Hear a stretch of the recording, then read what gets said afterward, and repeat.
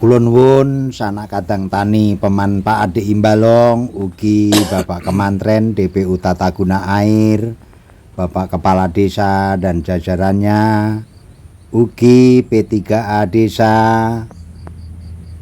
Gapok Tan dan kelompok tani. Menika kula ngandharaken niki pintu air sakilen Hik Gapura. Kawontenan wonten sampah ingkang kados dene anggelan. Mahanani aliran mampet menika.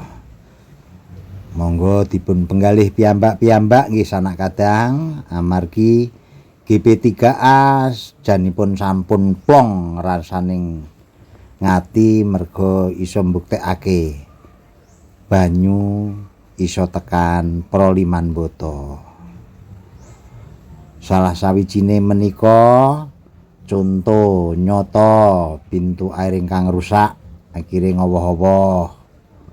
Lah menika kenapa banyune bebasan rindik lakune slemut amarga mboten sanes ya gur welak sing ora kesentuh.